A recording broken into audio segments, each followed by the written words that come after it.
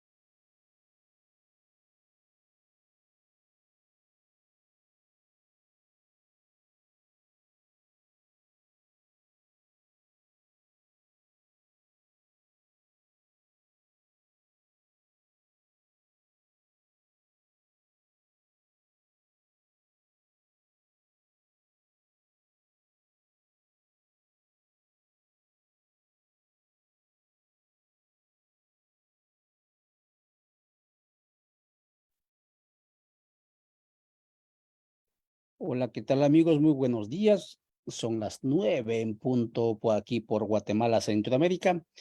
Y hoy estamos nuevamente en su pantalla con este programa denominado La Hora Constituyente, que miércoles a miércoles generamos para que usted tenga materia, elementos, en caso de opinión sobre diferentes temáticas que ocurren, que se van desarrollando, por utilizar un término, en el continente.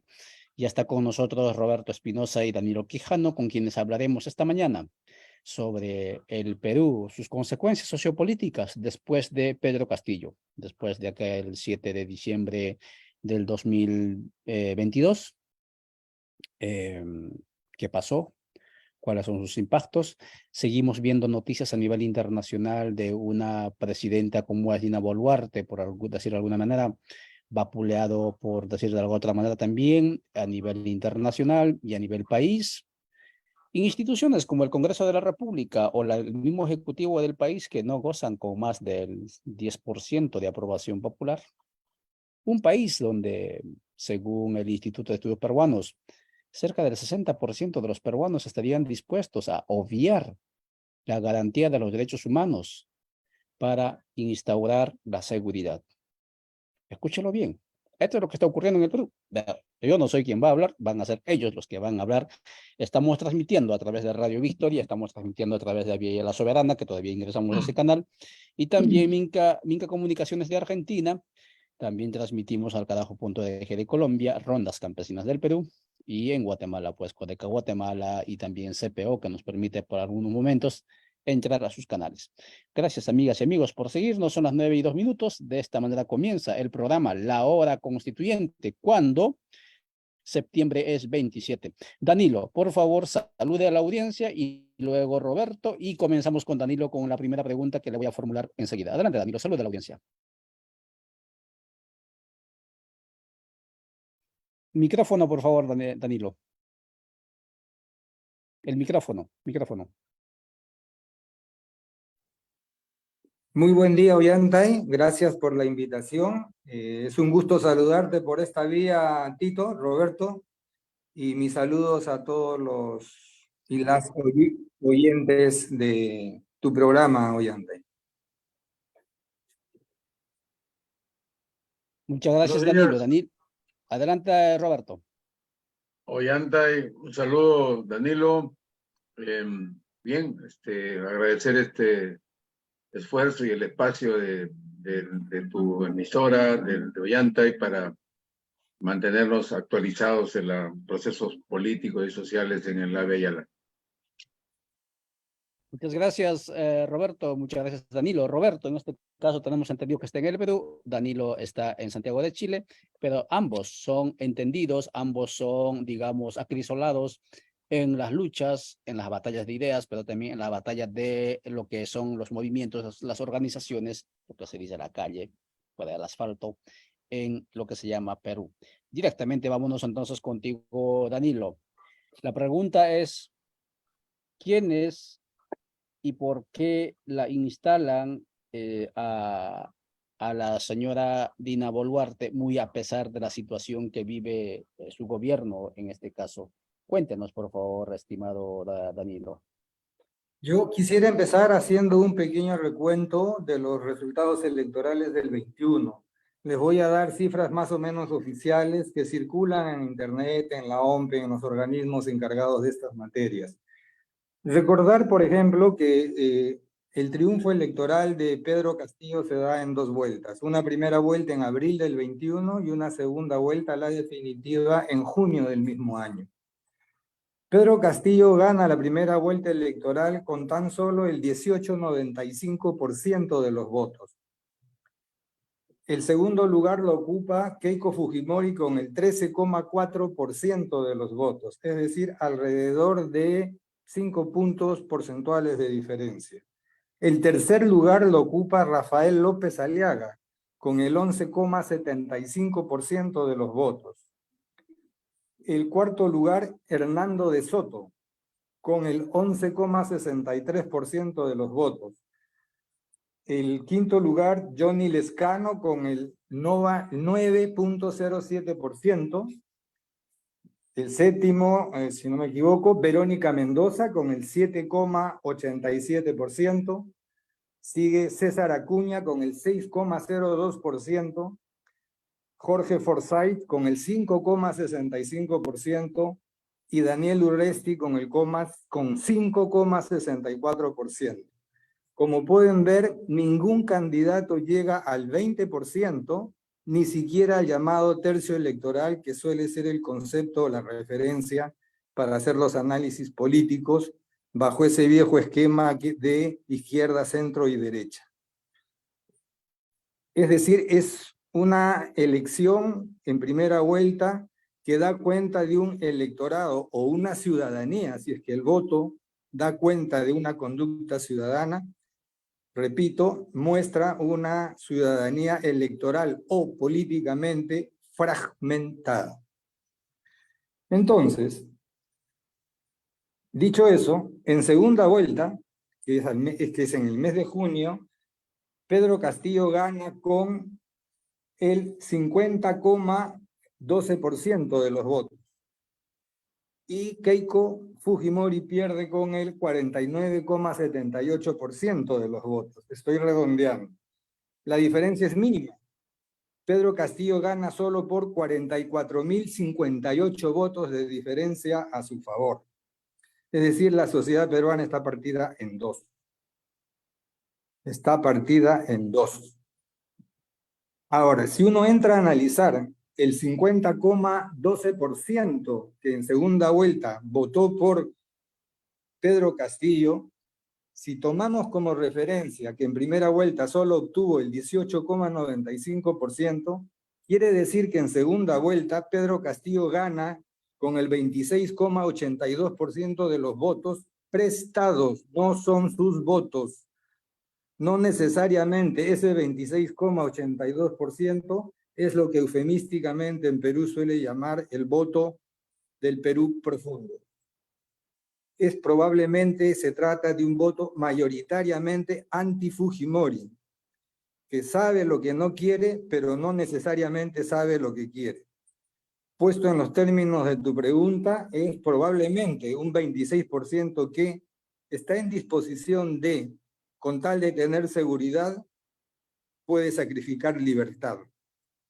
Y para ponerlo en contextos actuales, tal vez eso explica por qué una ciudad como Lima, de 10 millones de habitantes, el 19 de julio, que era la fecha decisiva de rechazo y de propósito de hacer caer el gobierno de Dina Boluarte y su Congreso, el 19 de julio recién pasado, apenas alcanzó a movilizar 21.000 ciudadanos según cifras oficiales y algunos dicen 30.000 y una población de 10.000, ¿no? Entonces hay distancia entre lo que ocurre en el movimiento real de la sociedad en movimiento, al menos la sociedad local limeña, con lo que expresan las estadísticas que tú bien recordabas, bordean y hasta superan el 90% en desaprobación por igual al gobierno de Dina Boluarte como al gobierno, como al Congreso. Dicho esto, entonces, lo que se puede decir que producido el autogolpe fracasado de Pedro Castillo, porque ojo, a contrasentido del título del afiche que enuncia este conversatorio, que indica un golpe de Estado, el primero en darlo fue Castillo. Él llama al cierre del Congreso. Eso es una contravención de la Constitución en cuyo contexto él fue elegido. Llama a la intervención de las Fuerzas Armadas y en ningún momento dice que va a llamar a elecciones. Eso lo inventa después cierta izquierda como para darle un halo democrático a ese cierre del Congreso. Él aplica un golpe de Estado que finalmente fracasa. Como resultado de eso, él es detenido.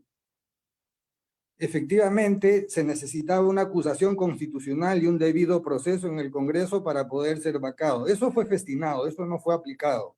Pero el que eso no haya sido aplicado no niega ni anula el hecho de que él haya hecho un autogolpe.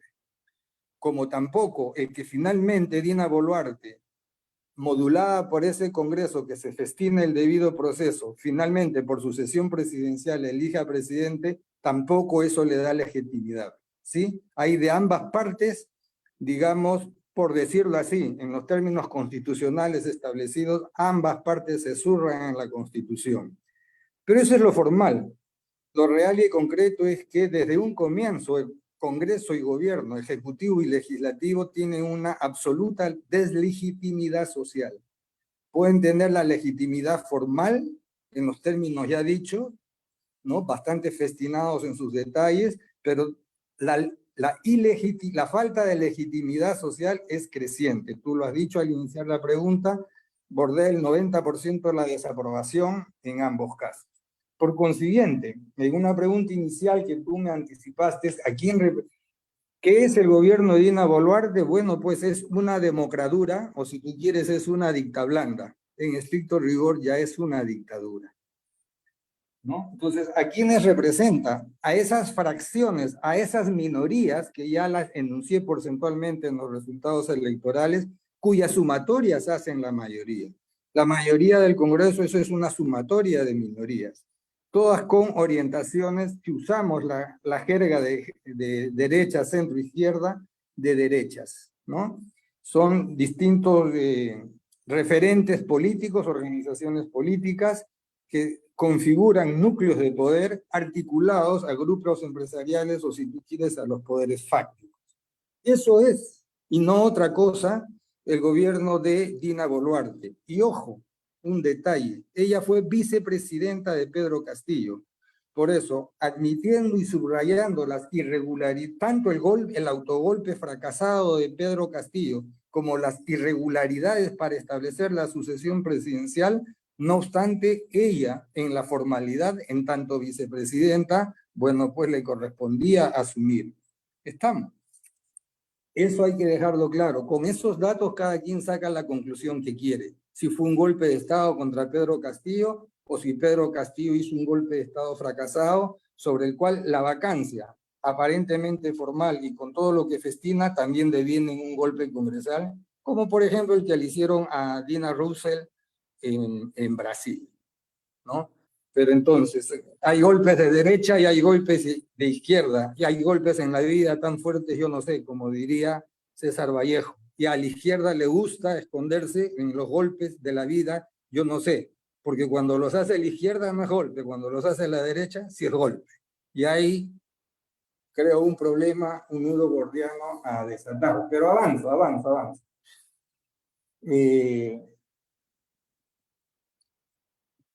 Este nuevo gobierno, desde el 7 de diciembre hasta la actualidad, lo que ha hecho es desdemocratizar la sociedad, ¿no? No solo es que ya venían los derechos sociales y laborales, el derecho a la salud, a la educación, la jubilación, las vacaciones, el ingreso, el empleo digno, todo eso se venía deteriorando, ¿no? Pero hay algo más sustancial todavía. Como ustedes recordarán, Pedro Castillo y Dina Boluarte, en su condición de vicepresidenta, un punto central en su programa electoral era la convocatoria a una asamblea constituyente. Ni Pedro Castillo la convocó, Dina Boluarte menos aún, ni siquiera la menciona, ¿no? Es decir, tanto Castillo, aun cuando su narrativa decía lo contrario, en los hechos concluía en lo mismo, como Dina Boluarte siguen asumiendo la Constitución de 1993 que emana del autogolpe de Estado de Alberto Fujimori el 5 de abril de 1992, que para hacerla corta establece la subsidiariedad del Estado, es decir, el Estado no puede intervenir como agente económico. El Estado se reduce y se limita, se acota su función a la simple redistribución de ingresos a través de renta fiscal, ¿no? Lo que la CEPAL en su jerga llama transferencias condicionadas y que en el sentido común de la gente y en todos los países se llaman bonos de asignación personal.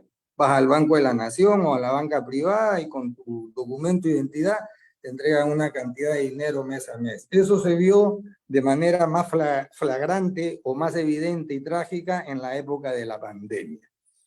Pero lo que no se reduce del Estado es su carácter coactivo y su rol represivo, y tiene un rol represivo en la desdemocratización de la sociedad, cuya jerga hoy en la región y en el mundo se expresa en la criminalización del derecho a la protesta social, que no solo es protesta, toda protesta se da sobre la base de una propuesta, de una demanda. Entonces acá no es que la gente sale a gritar, la gente propone. La gente en el Perú propone desde el 7 de diciembre nuevas elecciones generales, ¿no? Cambio del régimen político, del sistema político y cierre del Congreso.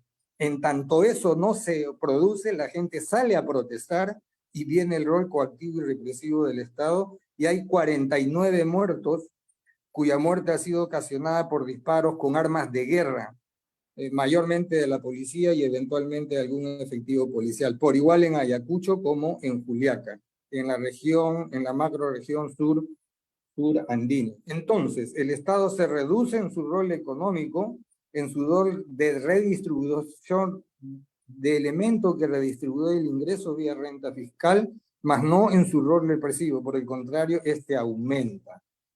Y obviamente eso ocurre de la mano, ¿no? Y con el aval de los poderes fácticos, Fuerzas Armadas, grupos empresariales, corporaciones transnacionales, globales vinculadas en el Perú, y con sectores al interior de las iglesias, por igual evangélicas y católicas, ¿no? Ahí hay pugnas, eventualmente, por momentos, la Comisión Episcopal de la Iglesia Católica era crítica de Castillo, dadas las evidentes ineptitudes o incapacidad para gobernar de Castillo, ¿no? Y en ese sentido tenía razón, pero me parece que era una razón exagerada cuando su crítica llevaba a la desestabilización y no proponía o no era parte de una propuesta mayor, alternativa y de cambio y democratizadora, ¿no? Salvo la alusión eufemística siempre al Estado de Derecho, la independencia de poderes, lo que como bien sabemos, siendo teórica y conceptualmente pertinente y necesario, es también en la realidad social parte de un mito falaz. No hay un solo lugar en el mundo, desde los griegos, no hay un solo lugar en el mundo donde efectivamente todas las personas sean iguales ante el Estado y la ley y efectivamente haya autonomía e independencia entre los poderes. No lo existe. Los griegos hablaban de democracia sobre los hombros del trabajo esclavo. Hoy hablamos de democracia y Estado de Derecho sobre la base de la clasificación social, ¿no? En torno a la idea de raza y la racialización de las diferencias y la propiedad privada de los recursos del trabajo, etcétera. Y hasta ya en estas alturas de amplios sectores o ámbitos de lo que llamamos naturaleza. Bueno, dicho eso, hoy estamos pues frente a la conjunción de un poder ejecutivo y un poder legislativo que son las dos caras de Jano. Son las dos caras de Jano, son los dos rostros de una misma cabeza que no hacen sino, en el contexto de lo dicho, por ejemplo, mantenerse en la Alianza Pacífico sobre el eje de Estados Unidos, la OTAN, en la nueva reconfiguración de la geopolítica mundial, ¿no? Que tiene dos epicentros de guerra, entre otros más, son los más conocidos, pero hay más guerras. Una es la de Ucrania, ¿no? Que, comillas, tiene confrontado Oriente-Occidente, ¿no? Y otro es el asedio permanente y la masacre permanente de palestinos en territorio palestino por Israel, que es la misma punta de lanza de la alianza americana OTAN, ¿no? Que a través del eje de la Alianza Pacífico en esa está inserta Perú, ¿no? Entonces, usando el concepto de local, las luchas son globales y locales, eso es el gobierno de Dina Boluarte. Recordarán, a partir de lo dicho, que en la primera visita que hace Pedro Castillo y se encuentra con Biden, le da la mano y le dice América para los americanos, ¿no? Pedro Castillo. Eso está grabado, está en los medios de prensa, con todo lo que eso implica históricamente y lo que implicaba en el curso de su gobierno y para lo que hoy acontece en el Perú. Perú está siendo como parte de América, en ese decir, para los americanos. No por casualidad, el gobierno de Dina Boluarte autorizó el ingreso de tropa, de efectivos de las Fuerzas Armadas norteamericanas al territorio peruano. O sea, estoy dando un concepto, una idea, lo que dijo un presidente, Castillo, lo que hace la otra presidente, su sucesora, la señora Boluarte, y en el contexto global. Eso es el Perú hoy, eso es el gobierno de hoy. Por eso hablo de democratura o dicta blanda, en estricto rigor, una dictadura asociada al capital. Y en ese contexto aplican extractivismo puro y duro. La desdemocratización de la sociedad en el Perú continúa, es constante. Prácticamente esas minorías cuya sumatoria hacen la mayoría del Congreso, junto con el Ejecutivo, copan todos los organismos del Estado. Es decir, ya el mito falaz de la independencia de los poderes se ha traducido en una cruda, cínica y desfachatada realidad de que eso no existe en el Perú. Simple y llanamente no existe. La impunidad es la norma, no hay justicia en el Perú desde todo orden, ¿no? Los juicios por los 49 muertos, los 49 asesinados por intervención de la policía y las Fuerzas Armadas, demostrado en 16 casos fuera de la zona de conflicto, todos con arma de guerra, no hay un solo acusado, no hay un solo juicio abierto. Las fiscalías siguen investigando. Eso es el gobierno de Dina Boluarte, ese es el contexto. Y desde el punto estrictamente económico, ¿no? Que a todo el mundo le gusta escuchar, porque todo el mundo sigue diciendo que la economía determina la política. Siguen con Harnecker o con el materialismo histórico o el marxismo-leninismo de los 70, ¿no? Bueno, pues, este gobierno sigue manteniendo, ya dije, la Constitución, el carácter subsidiario del Estado, pero algo más importante, un detalle que en la jerga peruana es muy conocido y ocurre en otros países, que los tratados de libre comercio y los contratos privados tienen rango constitucional, es decir, no pueden ser modificados.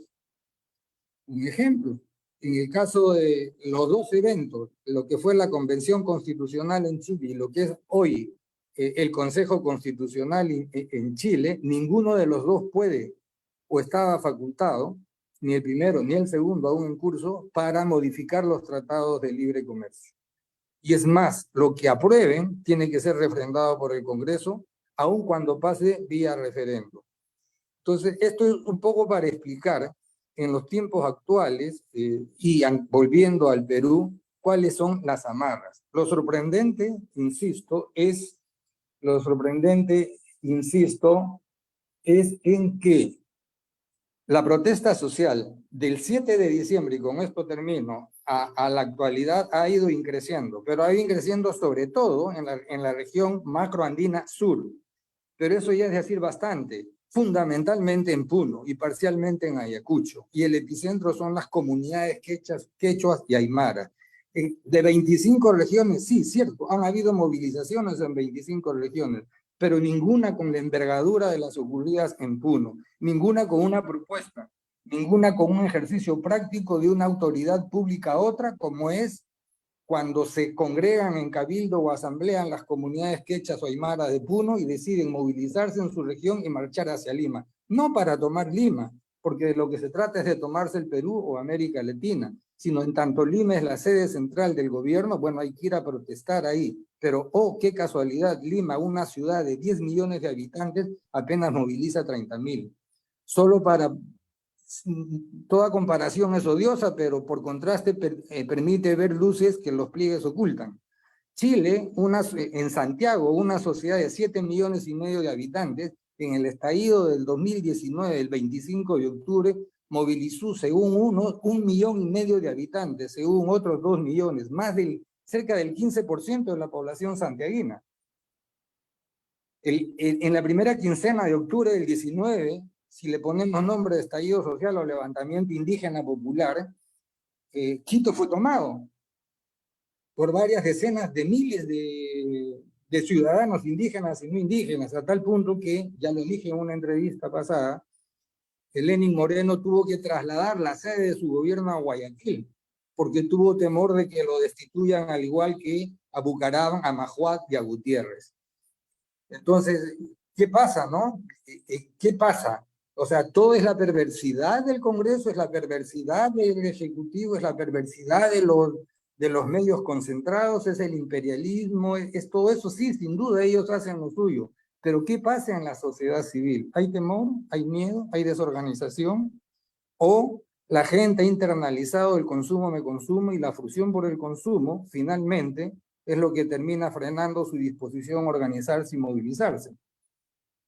¿No? Entonces, lo que termino diciendo, ¿no? Para efectos de entender el gobierno de Boluarte y lo que ocurre en Perú, que en el dominado juega a favor del dominador. Algo que también a las izquierdas, a sus intelectuales y a sus académicos les resulta difícil entrar a indagar, ¿no? Todo es Estado de Derecho, ¿no? Todo es democracia liberal, ¿no? Cuando ya las comunidades del macro sur andinas, las aymaras y las juqueñas, están demostrando que de suyo las comunidades son entidades sociales capaces de ejercer autoridad, movilizarse e imponer un derrotero. Y eso mismo se ve entre Río Grande y Tierra del Fuego. Ahí me quedo. Muchas gracias, Gracias Danilo por la Quijano, conversando con nosotros en este programa de La Hora Constituyente. Son las 9:26, casi vamos a la mitad del programa. Roberto Espinosa, vamos contigo hasta el Perú.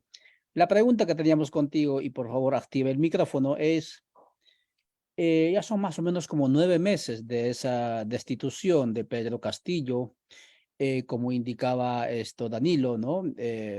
Rompiendo todo lo establecido, digamos, en el procedimiento para la vacancia, etcétera, y todo ese caos que se ha generado. Según usted, ¿cuáles son los primeros impactos, si acaso usted puede mencionarlos, en la interrelación dentro de la, por decirlo de alguna manera, de la peruanidad, es decir, en las relaciones sociales, en las relaciones incluso antropológicas? ¿Cambia, sacude en algo esta situación? Adelante, por favor, Roberto. Ya, creo que el principal responsable se llama Pedro Castillo Vladimir Cerrón. La izquierda ha generado esta ofensiva de la derecha fascista en el Perú, puntualmente, esa izquierda, porque no olvidemos que hoy, bajo el gobierno de Dina Boluarte, está Keiko Fujimori y Vladimir Cerrón del Partido Perú Libre. Están hermanados, están abrazados. Entonces, esto no lo podemos obviar. La pregunta es, ¿cómo estaría el Perú si no hubiera dado su propio golpe Castillo? Sería diferente.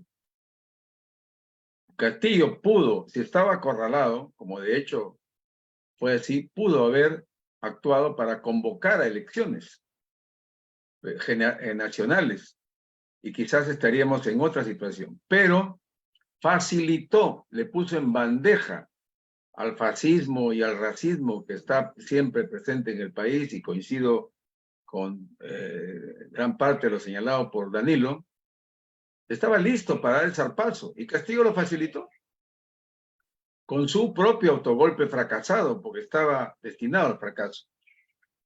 Y por lo tanto, hoy el impacto principal en el país es pues esta alianza perversa entre una lumpen izquierda como es Partido Libre, Perú Libre, de Vladimir Cerrón, abrazado con el fujimorismo para la impunidad de delitos, porque él está enjuiciado por robo, no por cambiar el país por robo, como acá nos burlamos por la revolución, ¿no? En lugar de revolución, la revolución, que significa una izquierda que se rodea de una serie de fraseología para captar los sentimientos populares del cambio social, pero por detrás está en función a las licitaciones, ¿no? Licitaciones de construcciones, etcétera, etcétera.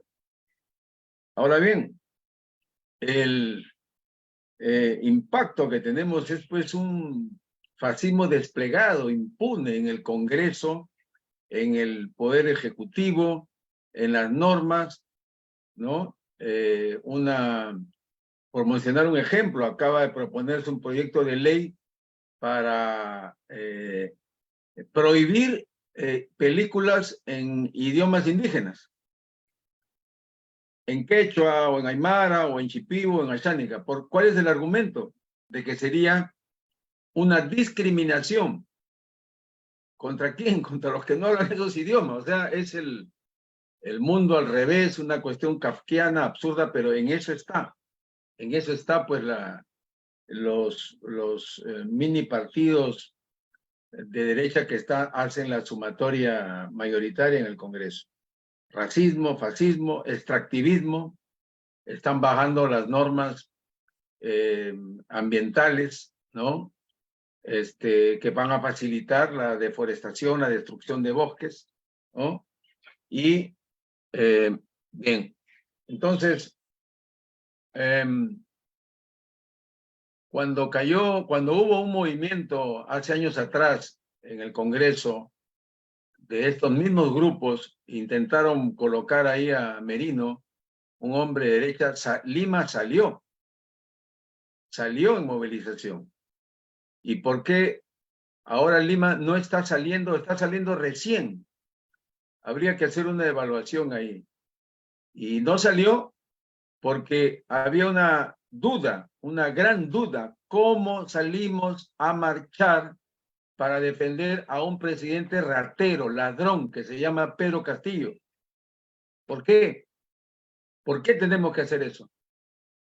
Porque efectivamente habían ya indicios y ahora hay pruebas de que no ganó las elecciones para hacer un cambio social, sino para una ratería simple, pedestre, insultante, porque es un insulto al país haber ofrecido tanto y haber caído tan bajo, ¿no? Por parte de él, por parte de su partido, la bancada, el partido magisterial, y por parte de Vladimir Cerrón. Y ellos lo advirtieron en su programa, está escrito. En el programa de Perú Libre con el cual se ganan las elecciones, está escrito muchas de las cosas que están haciendo ahora. O sea, era una izquierda sincera en decir que iban a pactar con el extractivismo, sincera en decir de que habían un montón de ONGs ambientalistas e indigenistas que lo que hacen es hacerle el juego al imperialismo. Está escrito, invito a los oyentes a revisar el programa original. Yo saqué un artículo en Servindi analizando el programa con el cual ganaron, ¿no? Bueno, entonces, esta situación de que la movilización viene del sur, pero Lima no sale como salió con el Baguazo del 2009, como sí salió con la lucha contra Merino, la juventud y la población limeña. Claro, obviamente no en las magnitudes que señala Danilo que debería haber salido o que salió en el caso chileno, ¿no? O Quito, hay grandes diferencias, pero salió y ahora no salió. Porque el responsable del golpe fue Castillo y el responsable por la confusión que hay en la movilización social sigue siendo, porque ellos siguen haciendo campaña. Están en las movilizaciones planteando cosas absurdas como la restitución del señor Castillo. ¿A quién le importa Castillo ahora?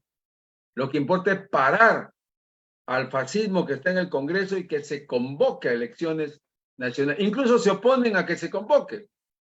O sea, llegamos al extremo de la estupidez política de decir, si apoyamos la convocatoria de elecciones, entonces ya no se puede restituir a Castillo, lo cual es imposible, político y jurídico.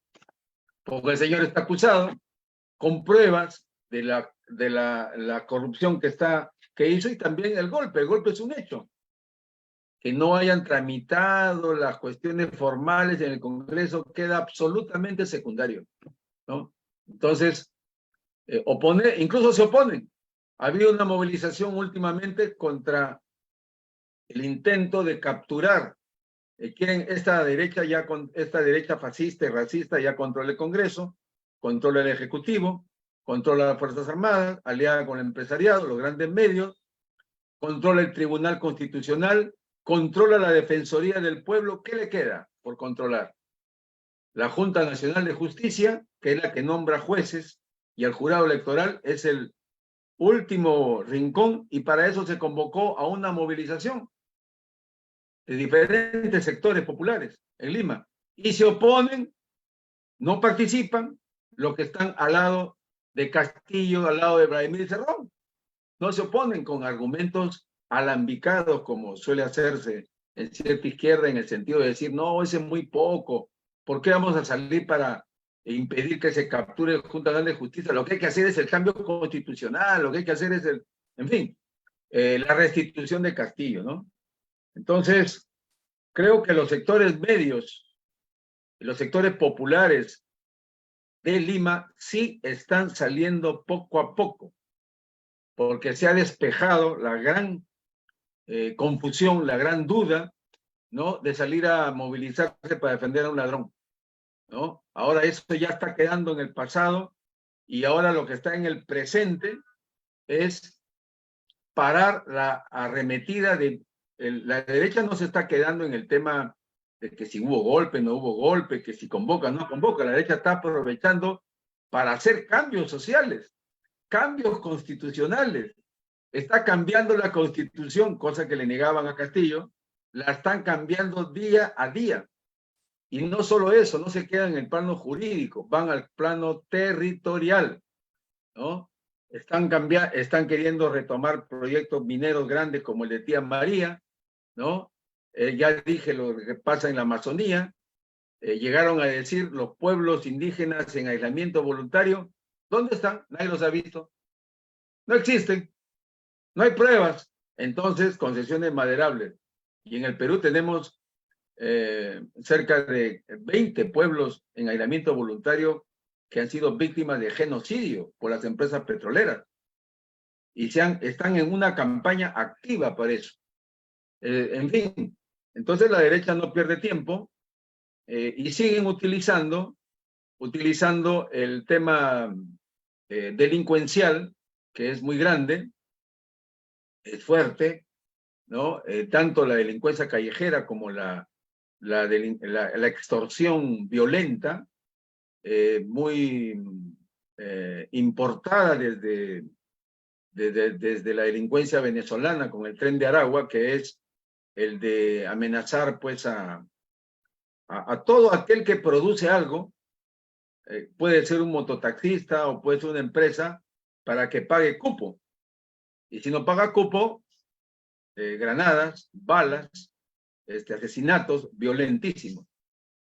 Y entonces el poder político que gobierna, que no lo olvidemos, ahora está gobernando la alianza entre el fujimorismo, la dictadura feroz del fujimorismo, el resto de la derecha, con una parte de la izquierda que se llama Perú Libre, que se llama Cerrón, que ya no solo es la traición, es la prostitución de la palabra izquierda. Esa gente no está actuando frente a esta violencia y está permitiendo que se genere el miedo. Y cuando hay miedo, la población se retrae, no se moviliza, peor todavía si meten bala en las movilizaciones, miedo a la delincuencia, y está diciendo ya que salga el ejército a las calles. Gracias a la propaganda de El Salvador, de Bukele, que está siendo también incentivada en el país. Hay muchos bukelistas que hacen campaña a eso y señalar, pues primero está mi seguridad personal y nada de que el debido proceso, las pruebas debidas y los derechos humanos. Entonces la derecha está sembrando en la sociedad diversos procesos, más allá de lo judicial, electoral, político, sembrando diversos procesos para mantenerse en el poder. Si hay elecciones ahora por la movilización social, ganarlas. Si hay hasta el 2026, como pretenden quedarse, también ganarlas. Ganarlas como sea, controlando el Jurado Nacional de Elecciones, controlando el Poder Judicial y metiendo en la sociedad varias cosas. Primero, el problema número uno es la delincuencia, por lo tanto, mano dura, por lo tanto, un voto por una alternativa popular de izquierda que tiene otra visión de la delincuencia es muy débil. Tiene que haber ejército en las calles, voten por la derecha. Eso lo están permitiendo. Segundo, la equidad de género. Hablar de equidad de género es homosexualizar a tus hijos. Lo mismo que hizo en Brasil Bolsonaro. Ha salido una norma prohibiendo de que se diga señoras y señores, ¿no? Que se diferencie, que los niños no pueden diferenciar a la hora de hablar, con ese absurdo, pero muy coherente discurso político de derecha, en el cual todo este asunto de la equidad de género es violentar a Dios, violentar los sexos, solamente hay dos sexos, lo demás son aberraciones. Y si hay gente de la izquierda que está planteando que hay derechos humanos, hay gente que es parte de la élite mundial que quiere homosexualizar a todo el mundo. Eso lo están sembrando y están haciendo trabajo de base, ¿no? A través de Con mis hijos no te metas y las ciertas iglesias evangélicas. Y el racismo, ¿no? Ya les he dicho lo de la película, es una modificación, todavía no se ha aprobado, pero es lo que muestra el bloque que está en el poder de dificultar. Hay películas que han sido premiadas, hechas en quechua, obviamente con subtítulos en castellano, ¿no? Pero no quieren, o sea, llegan al extremo de señalar de que eso, la presencia de lo diferente de los pueblos originarios es un peligro para ellos, ¿no? Es un peligro y hay que cerrarle todas las ventanas, todas las puertas. Por supuesto que se van a tomar fotos, porque siempre hay alguna persona de los pueblos indígenas dispuesta a tomarse fotos con el poder, a darles un regalito, a hacer cualquier cosa pequeña, pero lo estructural va por otro lado. Va por otro lado, la modificación de normas ambientales, de normas sobre derechos indígenas, ¿no? La paralización de la titulación de tierras en la Amazonía, mejor dicho, una paralización con gota a gota, ¿no? O sea, ha habido un proyecto de 80 millones de dólares de eso, del Banco Interamericano para titular tierras en la Amazonía, tierras colectivas. Y lo que se han hecho es parcelarlas, ¿no? Parcelarlas. Y muy pocas comunidades y despilfarrar el dinero. Y eso viene desde Kuczynski, permitió eso, lo permitió Castillo, etcétera, etcétera, ¿no? Entonces, finalmente, un gran tema es dos temas más que con eso quiero cerrar: el tema del narcotráfico, la minería del oro, ¿no? Que convive, pues hay una heterogeneidad estructural, heterogeneidad social, no es una cosa binaria, pero hay una convivencia, están metidos en la izquierda, en el centro, en la ultraizquierda, en la ultraderecha, estos poderes reales, minería del oro y el tema del narcotráfico. Están muy metidos, tienen sus políticos que los encubren y participan también de esta aplanadora social que estamos viviendo en el país.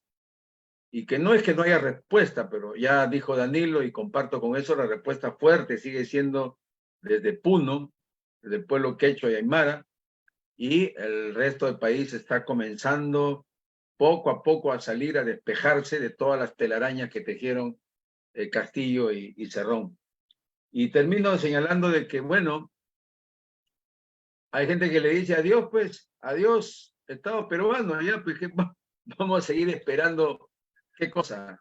que gane Verónica Mendoza, que vuelva a salir otro de izquierda que haga lo mismo, ya no nos interesa eso. Es una trampa estar detrás de qué cosa puede ocurrir con un nuevo candidato progresista y qué sé yo. Mejor hagámonos cargo de cerrar nuestras fronteras y defender nuestro territorio, bosque, río, montaña. Esto es lo central. ¿Qué sentido tiene estar especulando si va a ser de tal color o tal otro candidato cuando la traición está a la vuelta de la esquina? Y eso es lo que están haciendo algunos pueblos. No son muchos, pero son, ¿no? Pronto habrá una reunión de la principal organización nacional indígena, la mayor, la más importante, que es AIDESEP. Va a haber una reunión el 6 y 7 de octubre, cuya agenda principal es la extensión de los autogobiernos territoriales a los 50 pueblos amazónicos. Por ahora hay esas autonomías territoriales, que son tres conceptos, ¿no? La titularidad integral, o sea, no basta con el pequeño suelo, sino suelo, subsuelo, aguas, y no basta con el título comunal, lo que se busca es el título colectivo como pueblo. Segundo, esa es la territorialidad. Segundo, la titularidad, es decir, la representación política no es la comunidad, el pedazo comunal, es la nación o el pueblo, Ashánica, Cacataibo, etcétera. Y finalmente, la autonomía, el gobierno autónomo, no para el separatismo ni esas tonterías, sino para poder vivir en paz. Eso lo están practicando alrededor de 15 pueblos de los 51 y pronto habrá una reunión nacional para avanzar en esa línea. Bueno, cuando dije adiós al Estado, es obviamente otra heterogeneidad, ¿no? Aquí quiero cerrar con lo que revisé rápidamente no recuerdo ahorita el autor, pero en los barrios, y lo pongo como ejemplo y con eso acabo, en los barrios urbanos que rodean Quito, de los Quitucara, ¿no? Hay un proceso autonómico de gobierno territorial, pero está mezclado con afrodescendientes y hasta con extranjeros que viven en ese barrio y de mestizaje. Entonces ellos han mantenido el autogobierno, pero no con un énfasis en lo étnico, sino en el contrapoder, en lo comunitario colectivo. Y hay una frase muy interesante que señala que es un autogobierno en el Estado, con el Estado y contra el Estado. Con y contra. Es decir, no es una cuestión binaria, el Estado está acá y nosotros nos vamos a separar por completo. No. Es nuestro propio autogobierno, pero hay unos hilos que interesan de presencia dentro del Estado, están junto con el Estado y listos a enfrentarse al Estado cuando sea necesario. O sea, están jugando con estas opciones, pero lo esencial es que construyen su propia forma de autonomía. Entonces, es una esperanza, una posibilidad que en el lado amazónico el proceso ya iniciado, pero con este encuentro, que invito a tu audiencia a estar muy atento, del 6 y 7 de octubre, sus resultados, esto vaya hacia el resto de la Amazonía. Y muy interesante porque esta experiencia se divulga en folletos que circulan en los barrios populares urbanos del Perú, ¿no? Ya hemos dicho en otra ocasión, eso que he hablado de la selva existió hace 40 años en los arenales de Villa Salvador. Hubo una forma de autogobierno comunitario, ¿no? Que se llamaba la Coaves. Duró 11, 12 años y otra vez, la izquierda es la responsable de haberlo destruido y haber puesto encima de eso los municipios. Pero están latentes.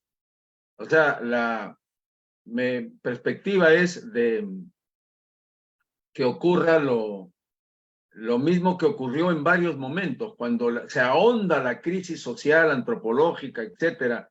Ahora la carestía está que sube, la gente no se va a suicidar.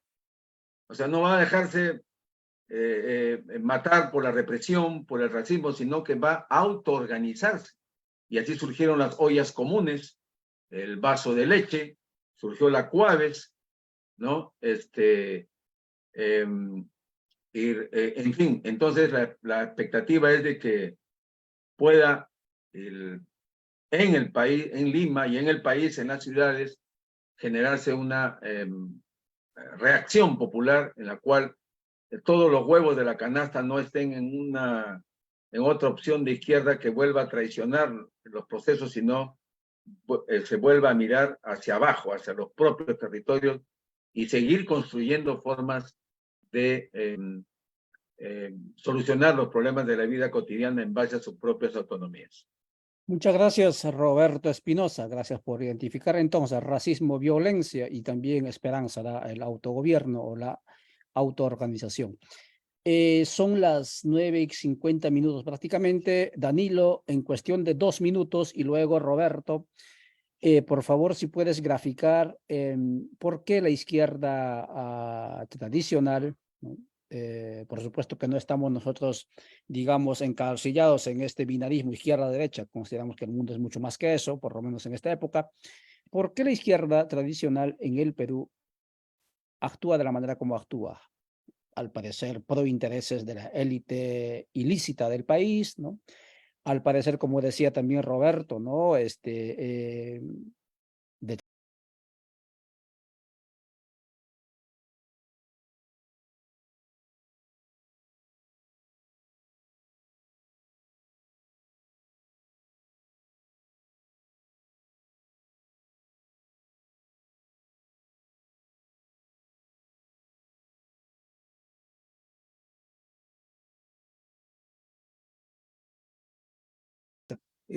Fuera del Congreso, Patria Roja, el Partido Socialista, el Partido Comunista y otros más grupos colectivos que están congregados en la Asamblea de los Pueblos, en el Comando Unitario de Lucha, en la Convención Plurinacional. O sea, la izquierda no solo es Perú Libre, en primer lugar, aun cuando todas tienen un mismo común denominador, todas comparten el mismo epistema con la derecha, es decir, todas disputan el mismo poder, es decir, el Estado, y esa es su trampa. ¿Qué es la izquierda? La izquierda es la izquierda de la derecha. ¿Y qué es la derecha? La derecha es la derecha de la izquierda. Son las dos caras de Jano, son las dos caras del mismo rostro, que es el mito de la modernidad, ¿no? Que es a partir de la Revolución Francesa es el mito de la igualdad, de los derechos y qué sé yo, ¿no? Pero que los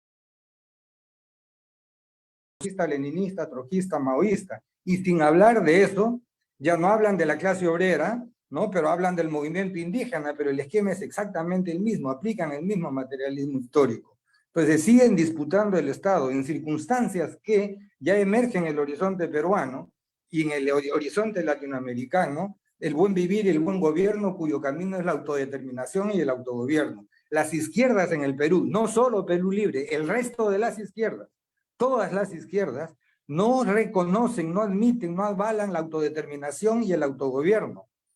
Siguen insistiendo en llegar al Estado a través de elecciones, lo que sin duda hay que hacer, ya dijo Tito, es adentro, con, sin y siempre en contra del Estado. Lo que está pasando en Ecuador, hay voto nulo, hay voto ideológico, probablemente vuelva a ganar la derecha, ya nos va a doler, pero ellos siguen su propio camino de autodeterminación y autogobierno vía la CONAIE.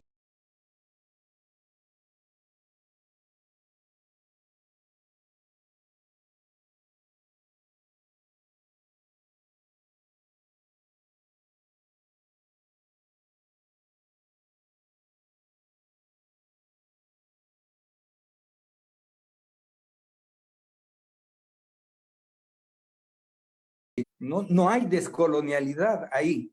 No es por casual que también esas izquierdas, no solo Castillo, las que las antecede, terminan en actos de corrupción. Yehude Simons fue el primer ministro que fue parte del gobierno de Alan García, en su segundo gobierno, que masacró Bagua. Por favor, La primera alcaldesa de izquierda de Lima era de izquierda y resultó corrupta. Demostrado, 3 millones de dólares proporcionados por Odebrecht contablemente, se estima que son 10 millones. Y si lo desagregamos en las 25 regiones y en los más de 1.800 municipios, caramba, ¿cuánto es izquierda? Es exactamente lo mismo que esa derecha. No solo es Perú Libre, no solo es Cerrón, es el resto. Patria Roja ha controlado 40 años, 50 años la derrama magisterial y el Sindicato Nacional de Maestros. Bueno, pues, Pedro Castillo es maestro formado.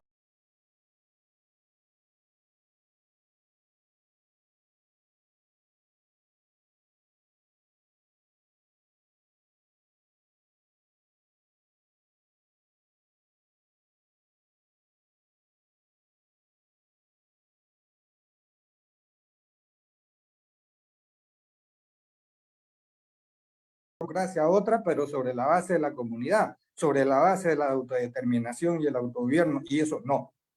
Su modelo es los gobiernos progresistas, ya sabemos el resultado con Correa, con Lula Morales, pero no me quiero quedar ahí, por favor,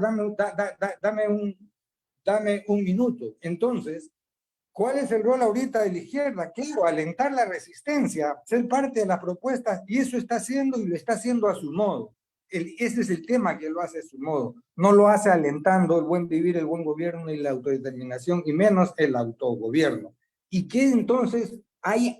¿Por qué no lo hace? Porque en el fondo hay un afán electoral. Todas esas plataformas que ya mencioné, que no las voy a repetir, saben que en algún momento hay elecciones generales o adelantadas al 26. Ahí van a ser ellos los candidatos, pues. No van a ser las comunidades.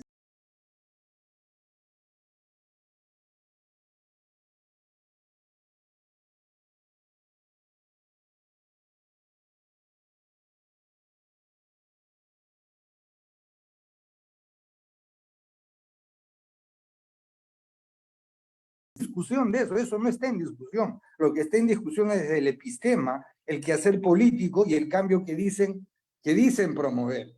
Entonces es una izquierda estatista, es una izquierda estatalista, carece de un horizonte de sentido otro, no es una izquierda continental, sigue atrapada en la cuestión nacional, ¿no? O sea, hay aymaras del lado peruano, chileno y boliviano, y ninguno, ni de ningún lado, y menos del Perú, se levanta una propuesta continental. Hay Achuar del lado ecuatoriano, peruano, colombiano, y no hay una propuesta igual. Los indígenas amazónicos, ellos creen que solo ellos se autodenominan, ellos no están llamando a toda la sociedad peruana o continental a autodeterminarse, a autogobernarse, como si ese fuera un atributo, como si ese fuera un privilegio o una condición sine qua non étnica y solo de ellos. Por eso que andan solos y sin aliados a nivel global. Pero eso está pasando en Perú. Lo mismo con los quechuas y los aymaras. Es decir, si yo no soy quechua, si yo no soy aymara, si yo no soy achánica, si yo no soy huaypinque, no me puedo autodeterminar y autogobernar. ¿Qué fue la cual Comunidad Urbana Autogestionaria Villa Salvador, 1971-1983, Arenal al sur de Lima? No era la etnicidad lo que les daba el derecho a la autodeterminación, a la autogestión. Fue su carácter comunitario en los términos explicados por Roberto, a quien digo Tito, correctamente reseñados tan brevemente por él. Por ende, si eso fue pues, lo que demuestra la COABES, no solo es la comunidad como una entidad de autoridad, lo que demuestra es que la autodeterminación es un derecho de todos, hay una pluriciudadanía.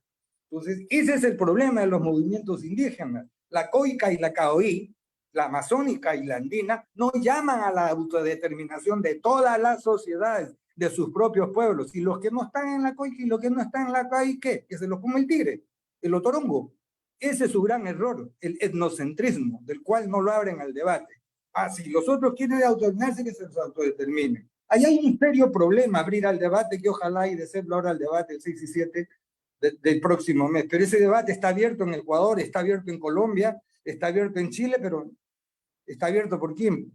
Por minorías. No se debate, no se hace una narrativa, no se hace un derrotero. Y asociado a eso mismo, todos inscriben su lucha a la demarcación social territorial de sus respectivos países, los bolivianos, Bolivia, y los chilenos, Chile. Es un movimiento continental. Critican a la derecha, critican la colonialidad y no se dan cuenta que ya Tupac Amaru y los hermanos Qataris gestaron un movimiento continental. Levantaron a la sublevación continental, un carajo a las fronteras.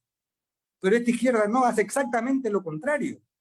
Hace exactamente lo contrario. No solo la de Castillo dentro del Congreso, no solo Cerrón. todas las izquierdas, inclusive acá en el debate constitucional en Chile, ¿no? No hay un Bolívar partió en el norte, con un movimiento patriota básicamente de colombianos y venezolanos. San Martín partió del sur, 2/3 del Estado Mayor de San Martín eran extranjeros, la mitad eran europeos. Prácticamente no habían peruanos, aun cuando todo se define en la batalla de Ayacucho el 9 de diciembre. Entonces había un carácter continental. Los hermanos Catar y Tupac Amaru eran pluriclasistas, la hegemonía era indígena, pero habían criollos, habían afrodescendientes. Lo mismo con San Martín, lo mismo con Bolívar. Bolívar era, en el decir de la aristocracia de esos años, era un pardo, era racializado y discriminado, solo que adinerado de la élite venezolana y participó con la élite europea. San Martín era un hijo de indígena, mestizo, pero con un movimiento pluriclasista. Él dio libertad a los negros y propiedad al regresar a la Argentina y se sumaban al ejército patriota y así sucesivamente. La izquierda en el Perú no piensa así, no tiene visión continental, en Chile tampoco, en Guatemala tampoco, en Nicaragua tampoco. La tuvo a su manera y en su tiempo Fidel Castro en los albores de la Revolución Cubana. Cuando hicieron la Revolución Boliviana del 52 dentro de su frontera, nadie la quiso externalizar. México, en México, ojo, poco estudiado y bien olvidado, saben más la Revolución Rusa, más la Revolución China, menos la mexicana. Pancho Villa, con su ejército, penetró territorio norteamericano. Primer ejército y único ejército que combatió al ejército norteamericano, porque tenía instintivamente claro de que esa era la amenaza como en su momento la tuvo Bolívar respecto a la expansión norteamericana. Mientras la izquierda peruana, que no solo es Cerrón y está en el Congreso, es el resto de la izquierda, mientras la sociedad peruana, esa misma que hace 10 años decía el 47%, no importa que robe si hace obra, es decir, está dispuesta a también robar si es que después va a hacer obra. El quítate tú para ponerme yo, para decirlo en términos caribeños centroamericanos, ¿no? Eso también es la izquierda, es decir, ojo, en toda América Latina, en el mundo, el individualismo está anclado en el ser de la persona. El consumo me consume, la fruición por el consumo. Y a eso, en el caso peruano, a eso hay que sumarle el miedo, las consecuencias del conflicto armado interno, 1980, 2000, 70.000 muertos, 2/3 de la población muerta indígena, andina o amazónica. Han pasado recién 20 años, 20, 30 años. Esa huella no ha sido procesada. La impunidad predomina respecto de eso. Entonces también todo esto que estoy diciendo es un nudo gordiano que probablemente explica en parte, si no todo, por qué de 10 millones de habitantes que hay en Lima, solo se movilizan alrededor de 21.000 o 10.000. ¿Por qué de 25 regiones que tiene el Perú, solo se movilizan básicamente 2, Puno y Ayacucho? ¿Y por qué en América Latina, después del estallido social en Ecuador, en Chile y en Bolivia, por qué aún seguimos careciendo de un movimiento continental, de un liderazgo continental, de un horizonte continental, aun cuando los problemas son los mismos? ¿Por qué la KOI solo tiene como mapa y horizonte la Amazonía y no el resto de los demás países que ocupan? ¿Por qué la KOI en el caso andino y la COIC en el caso amazónico? ¿Y por qué los llamamos partidos de izquierda? No solo Cerrón, y sus académicos, sus intelectuales, sus Dussel, sus Grossfogel, sus Acosta, sus Segato, ¿no? Sus Mignolo. Hagamos espiritismo y conversemos con Aníbal. ¿Por qué no un movimiento continental? Muy bien, Roberto. Danilo, muchas gracias. Perdona el abuso de la palabra. No te preocupes, ya se nos fue el tiempo, son las 10:03. Danilo Quijano conversando en la hora constituyente, pues de eso se trata, ir abonando a este proceso y haciendo también autocrítica. Por supuesto que sí, la izquierda es mucho más que el contorno de un país, el contorno de un continente. La izquierda como derecha, pues es eso, universal dentro de lo que Occidente denominó universal. Roberto Espinosa, voy contigo, por favor, si podemos ir cerrando esto. Yo sé que hay mucho entusiasmo por hablar, ¿no? Y la pregunta es, ¿no? ¿Cómo avanzar, si acaso cabe el término, hacia una cultura democrática en un país como acababas de describir, que por cierto no es responsabilidad de lo que se llamaría la izquierda únicamente, ¿sí? Porque también decir, ¿no? Pedro Castillo el delincuente, yo soy abogado y no me podría atrever a decir, porque si el Estado ha sido creado por los patrones para castigar a los insumisos, ¿por qué a este insumiso no lo han castigado ya con sentencias si acaso hay pruebas, ¿no? Entonces, esos elementos también es importante tomarlo en cuenta. Pero más allá de eso, ¿cómo avanzar en un país donde la misma gente, como muy bien decían ambos, está demandando la presencia de mano dura? ¿Cómo avanzar hacia una cultura política democrática? Adelante, Roberto. Sí, los juicios en el Perú, como en América Latina, pueden demorar una eternidad y los culpables se convierten en inocentes y los inocentes en culpables, salvo algunas contadas excepciones. Así que lo de Castillo, Cerrón, Keiko Fujimori, estamos listos a cualquier tipo de sorpresas, ¿no? Pero lo que quisiera es centrarme en tres cosas, y con eso muy brevemente terminar.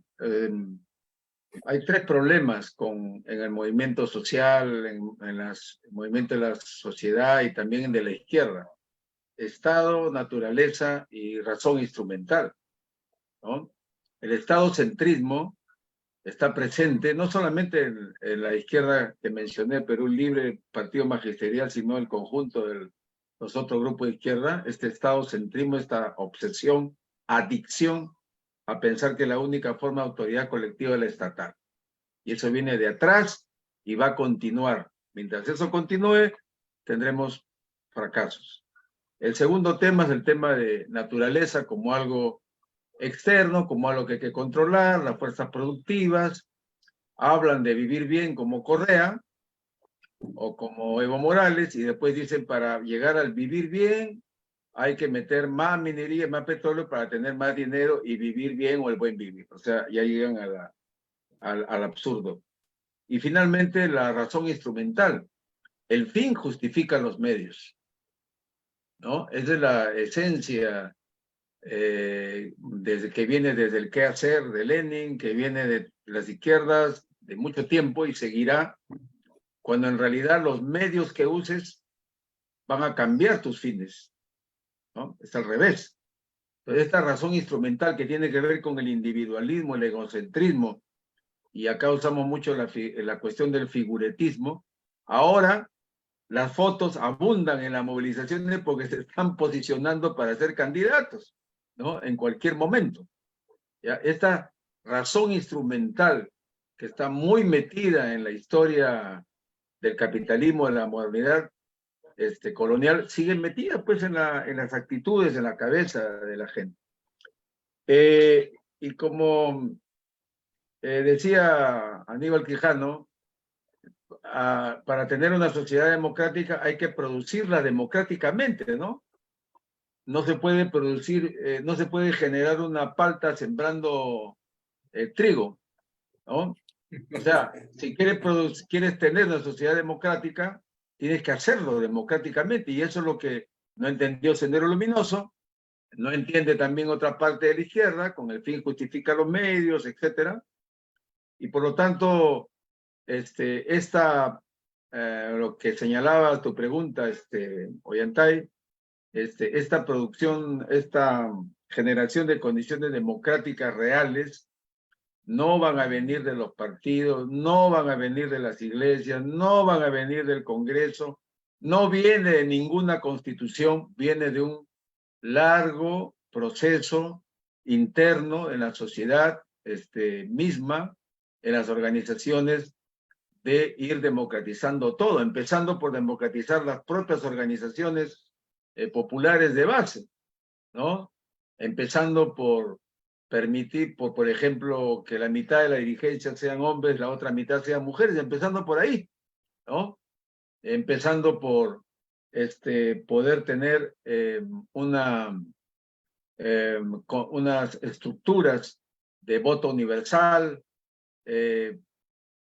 Y sí, termino con una anécdota, ¿no? En el sindicalismo magisterial, no estoy hablando de indígenas, estoy hablando del movimiento de maestros, se elegía en asambleas. Y cuando surgió la propuesta de que no sea en asambleas de delegados, ¿no? Las clásicas asambleas donde los delegados se amanecen y los partidos están afuera amarrando las cuotas, bueno, se planteó un maestro, un voto, elecciones universales en los sindicatos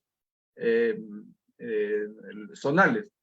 ¿Cuál fue la reacción? Ah, no, esa es pequeña burguesía, ese es el democratismo pequeño burgués. Lo decía la propia izquierda de Patria Roja y otros. Entonces, si no empezamos a cambiar desde ahí, y creo que la juventud internacional ya lo ha olido, lo ha sentido en estas actitudes que tienen los nuevos movimientos actuales de horizontalidad, entienden que si no empezamos desde ahí, terminamos mal, ¿no? Vamos a terminar mal porque estaríamos construyendo pequeños monstruitos aparentemente democráticos, pero la primera oportunidad que tienen hacen lo contrario. Muchas gracias, Ollantay, por tu paciencia y por tu interés en dialogar en estos temas y sigamos atentos. Y creo que la sociedad peruana nos sorprende. Estemos dispuestos a ser sorprendidos.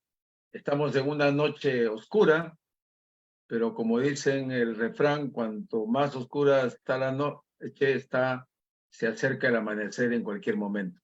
Así que estemos atentos a lo que pueda pasar en este país.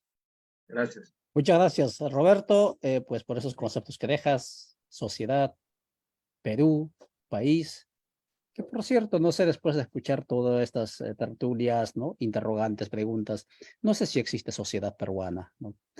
Y eso aplica para todos los bicentenarios también. No sé si existe Perú, retomando las palabras de Danilo, ¿sí? Los Achuar partido como queso en 2 o 3 lugares, los Aymaras partidos, pero no lo sé. Y creo yo, ahí viene la inquietud, ¿no? De ambos, por más que usted, porque hay gente que está comentando en las redes que no están de acuerdo, por más que no estemos de acuerdo, ¿no? Tuvimos en cuenta lo que ambos nos han motivado o nos sugieren, que es esto de trascender más allá de los horizontes hegemónicos, cultural, civilizatoriamente instalados, ¿no? En nuestro imaginario individual y colectivo. Si nos atrevemos a hacer ello, seguramente vamos a tener que reorganizar mucho más de lo que creemos. Y en ese sentido, muchísimas gracias, Danilo, por esa brillante intervención, ideas, preguntas que nos planteaste. Y gracias también, Roberto. Esta ha sido, amigas y amigos, la hora constituyente, nada menos que desde la tierra de Aníbal Quijano, desde la tierra de César Vallejo, como lo decía en la poesía de Danilo, Basadre y todos otros, y grandes intelectuales, pero incluyendo también José Carlos Mariátegui. Pero esta es la realidad 200 años después. Muchas gracias por vuestra atención. Nos veremos próximamente. Chao. Gracias.